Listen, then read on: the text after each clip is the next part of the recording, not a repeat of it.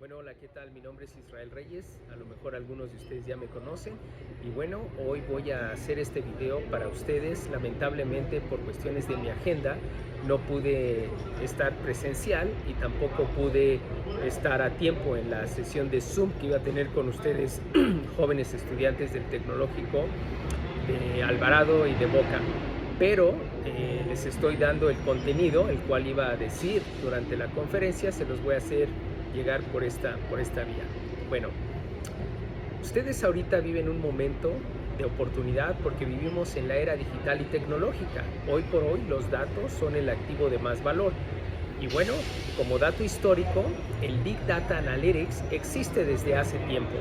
En 1998 yo desarrollé un software que era basado en un análisis estadístico con probabilidad para determinar la falla o la posibilidad de falla en los dispositivos Cisco, que eran los routers que utilizaban un protocolo X.25 y que estaban conectados a un mainframe que estaba programado con COBOL. Lo que hice fue recolectar data del tráfico en los buffers, en los Ethernet faces, y normalizar eso de acuerdo a 2 sigmas o 3 sigmas, y cuando normalicé la data podía crear una regresión lineal para determinar cuál era la probabilidad de falla de ese dispositivo Cisco y pudiésemos tener un plan de contingencia. Bueno, hoy ya eso no es necesario porque los dispositivos ya tienen resiliencia y redundancia y ya no se requiere. Pero la creación de ese software a mí me llevó a entender más de las telecomunicaciones y eventualmente a participar más en aspectos de empresas tecnológicas. Por eso trabajé en IBM, en Hewlett Packard, en Fujitsu, y bueno, también trabajé y fui instructor en el Departamento de Defensa, en el batallón de señales, en el Signal Battalion, donde también se hace inteligencia de señales. Y bueno, mi plática de hoy es para hablar del Big Data Analytics, del Machine Learning y del Artificial Intelligence, y cuáles son los componentes que son de gran uso, pero lo que también se puede traducir en el conocimiento que demanda esta era digital y tecnológica. Bueno, nosotros hoy en día, a nivel mundial, a nivel global, tenemos alrededor de 7.7 billones. Esa es la población más o menos actual, de acuerdo al World Economic Forum. Somos 7.7 billones de humanos en el planeta, de los cuales China tiene alrededor de 1.2 billones y India tiene alrededor de 1.4 billones. Pero si comparamos esos números cuantitativos con redes sociales como con Facebook, Facebook tiene alrededor de 2.5 billones de usuarios, de subscribers en esta plataforma. Desde que tenemos uso de los jeroglíficos y de lo escrito hasta el 2003, la humanidad produjo 5 exabytes de data. Pero a partir del 2013-2016, la humanidad en un solo día produce 5 exabytes de data. Y eso no es todo. Cuando entremos nosotros a lo que es el Internet de las cosas, cuando todos los dispositivos estén conectados al Internet, incluyendo este reloj, que por cierto ya está conectado al Internet, la cámara, las appliances en las casas, como son la televisión, el refrigerador, el carro, todo eso va a estar conectado al Internet, con el Internet de las cosas, utilizando telecomunicaciones como es el 5G. Bueno, ¿qué va a pasar con eso? La realidad es que la ley de Moore, que dice que la data se duplica entre 18 y 24 meses, pues cuando tengamos Internet de las cosas, esa data va a crecer exponencialmente.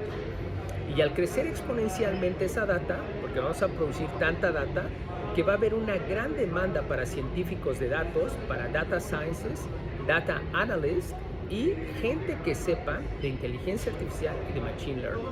Ok, en ese contexto nosotros hemos escuchado lo que es data mining, que es hacer minería de datos para encontrar patrones o comportamientos dentro de la data que nos describen algún evento. También hemos escuchado de lo que es data warehousing, que es el almacenamiento de la data. Porque ahorita lo principal es de que, bueno, con tantos dispositivos electrónicos, con tanta información que se produce, debemos de acquire the data, almacenar esa data y procesarla. Bueno, la data crece y emana del código binario, que son ceros y unos. Los ceros y unos se convierten en metadatos. Los metadatos se convierten en datos. Los datos se convierten en información, información en conocimiento, conocimiento en sabiduría y sabiduría en inteligencia. Inteligencia, bueno, hemos escuchado hablar de business intelligence, inteligencia de negocios, hemos escuchado de agencias de inteligencia y bueno, hemos escuchado muchos tipos de inteligencia. La realidad es que la inteligencia es la toma de decisiones bien informadas, basada en los datos duros. De esa información nosotros podemos crear políticas públicas, políticas de salud, podemos crear políticas de seguridad. De hecho, hoy en día, las agencias de inteligencia, las agencias como el FBI, como la DEA, lo que ellos requieren y lo que están demandando ahorita son analistas de datos, porque son los que pueden encontrar comportamientos anormales. De hecho, en Big Data Analytics hay una parte que se llama Behavioral Analysis y Abnormal Analysis, analizar lo que es anormal. Ok, cuando nosotros hablamos de inteligencia, hablamos tres tipos de inteligencia. La primera inteligencia es la inteligencia descriptiva. La inteligencia descriptiva viene de la data histórica, lo que describe el pasado, lo que describe lo que ya pasó. De la data descriptiva o de la inteligencia descriptiva pasamos a la inteligencia predictiva, que es la inferencial, inferential statistics, que es la que puede predecir el futuro, qué es lo que va a pasar a través de regresiones lineales, a través de una estratificación de la data y hacer esos modelos estadísticos, probabilísticos de probabilidad que van a determinar o predecir cuál es el futuro, que también se le conoce como forecasting analysis. Después de la inteligencia predictiva, podemos pasar a la inteligencia prescriptiva. La inteligencia prescriptiva es la que está ya basada en datos masivos, en el Big Data. ¿Por qué? Porque la data llega en 6 Bs. Realmente tiene 7 Bs, pero hablemos de las primeras 3 B que son fundamentales. La primera B es el volumen. El volumen de datos que producimos diario como humanidad, con 7.7 billones de población mundial o global, producimos 5 exabytes de data diario. O sea, el volumen es gigantesco. Pero ese volumen tiene una gran variedad de datos. O sea, en esos datos tenemos metadatos, tenemos datos de audio, datos de video, datos de texto, datos de geoubicación como latitud y longitud. Y bueno, tenemos datos que son psicográficos, que es el comportamiento psicológico, personalidad psicológica de las personas, como en las redes sociales. Y bueno, y tenemos también datos demográficos socioeconómicos. Es decir, ese gran volumen de data que producimos diariamente tiene mucha variedad, es una gran variedad. Esa es la segunda B. Y la tercera B es la veracidad de los datos. Tenemos volumen, variabilidad, veracidad de los datos. Después tenemos velocidad de los datos. Los datos llegan a una velocidad impresionante, que es la velocidad del Internet, la velocidad de la fibra óptica, que es casi como la velocidad de la luz. Después, la quinta B es ya hablamos del volumen, de la variabilidad, de la veracidad y de la velocidad. Ahora vamos a hablar de la visualización de la data. Toda esa data debe de estar visualizada. Es decir, tenemos que ver y visualizar data. Después de la visualización viene el valor de la data. ¿Qué valor tiene la data? Esa es la sexta B. Y la séptima B es la variability. La variability se refiere al cambio de los deltas de la información o de la data. ¿Por qué? Porque, por ejemplo, una ubicación GPS tiene dos variables, dos coordenadas, la latitud, que es el norte, y la longitud, que es el west. Pero también tiene el tiempo. Al tiempo de igual a las 00 horas era esta latitud y esta era longitud, pero en el transcurso de 4 horas después pues va a cambiar esa ubicación y son datos dinámicos, no son estáticos, pero ya forman parte de un delta, de un rate of change entre lo que era ahorita y lo que fue hace 1 hora y lo que va a ser en 1 hora. Por eso tenemos esas 7 Ps del Big Data. Ahora, el Big Data está compuesto por otros elementos, por probabilidades, por estadística, por comunicaciones, por ingeniería, inclusive por hackers. Porque para poder tener adquisición de datos necesitamos adquirir esa data. Esa data se puede adquirir por fuentes cerradas, por fuentes abiertas, por inteligencia de redes sociales, etcétera, etcétera. Por eso también los que son buenos en el Big Data, pues también son hackers. Son buenos en comunicaciones, son buenos en probabilidad, son buenos en estadísticas y son buenos programadores, como Python. Es un Object Oriented, que utilizamos como JSON, que es el JavaScript Object Notation, para trabajar, procesar esos datos, porque la mayoría de los datos de Big Data llegan en non-SQL, no SQL. Cuando tenemos en SQL es que es Search Query Language. En non-SQL es non-Search Query Language. Los datos complejos vienen en non-SQL. Una de las limitaciones trabajando con datos estructurados es de que las tablas, el table en las bases de datos deben de ser homólogas, deben de estar compatibles. Pero en este mundo de Big Data Analytics eso no es posible porque tenemos mucha variabilidad de datos, diferentes tipos de datos e inclusive la veracidad de los datos, la velocidad, el volumen, la variability, la veracity, etc. Entonces lo que se ha hecho con non-SQL es utilizar Object Oriented, que es el JSON, que es el JavaScript Object Oriented, para poder manipular, procesar y trabajar esos datos, porque encapsula unos datos, los metadatos, los encapsula de una manera que se puedan procesar y que puedan ser compatibles. Recordemos que alrededor del 98% de los datos que se producen diariamente, que son 5 exabytes, el 98% no son estructurados, no están estructurados esos datos, por lo cual, o por ende, es sumamente importante utilizar herramientas como Spark, como Hadoop, que son Parallel Computing, para poder procesar esos datos.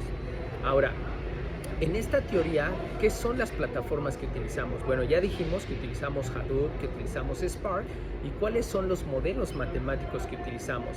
Dijimos que en inteligencia descriptiva utilizábamos data histórica, lo que ya pasó. En inteligencia predictiva utilizamos inferential statistics, que son las regresiones lineales con cierta probabilidad donde medíamos la varianza y la covarianza. Pero en inteligencia prescriptiva, que también se le conoce como inteligencia precisión, lo que utilizamos es parallel computing. También utilizamos MapReduce en Vector Support Machine, Support Vector Machine, SVM. ¿Por qué? Porque cuando ustedes tienen una gran cantidad de datos, los datasets, lo que se conoce como dataset, un dataset está compuesto por el número de observaciones y por el número de atribuciones o por el número de variables. Cuando ustedes multiplican n observaciones por m variables, ustedes obtienen un dataset. Ese dataset es una matriz de n por m, ¿ok? Si nosotros tenemos una observación que tiene alrededor de 20 o de 50 variables observaciones, bueno, vamos a multiplicar 51 por 20,000 y eso nos va a dar más de 1,000,000 de data points. Y eso es lo que se tiene que procesar pues con Parallel Computing y con estas herramientas que son procesadoras. Las plataformas como Spark y como Hadoop, que son las que utiliza Facebook, Amazon, Google, para poder captar las cookies cuando ustedes están haciendo el browsing en el internet, para saber cuáles son sus preferencias de compra o sus preferencias en donde viven. Bueno, Algo que es sumamente importante es que también el desarrollo de los algoritmos. Recordemos que la Big Data y la inteligencia realmente es la aplicación de los algoritmos. Nosotros ya dijimos, lo establecimos, que metadata se convierte en datos, datos en información. Información es cuando ya los datos están organizados, eso es información. Conocimiento es cuando los datos están organizados y ya están segmentados o en clusters o en grupos por subject oriented o por tema. Y bueno, después de la información, el conocimiento, la sabiduría es la aplicación de los otros, y la sabiduría nos lleva a lo que es la inteligencia, que es la toma de decisiones, la toma de acciones.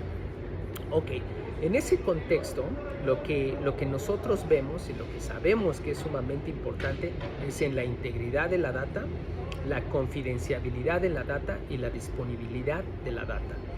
Hoy es una conversación casual con ustedes, jóvenes, que les quiero compartir por qué la necesidad de aprender más en Big Data Analytics, por qué aprender el desarrollo, el diseño y la evaluación de los algoritmos, para que ustedes con el tiempo puedan llegar a tener una materia aplicada en ciencia de datos y puedan también, si son buenos en ciencia de datos, pues seguramente podrán obtener un trabajo en Amazon, en Facebook, en Google o en una agencia de investigación. De hecho, hay un artículo que se llama Goodbye James Bond, Welcome Big Data. Y bueno, jóvenes, con esto llego a mi breve participación con ustedes. Les deseo mucho éxito en sus estudios. Y bueno, me gustaría que me siguieran en mis redes sociales. Quedo completamente a sus órdenes y espero muy pronto poder estar con ustedes en persona y poder compartir este conocimiento. Con gusto me pueden seguir en mis redes sociales, que es @IsraelGReyes. Para mí es un gusto y un placer estar con ustedes. Muchísimas gracias.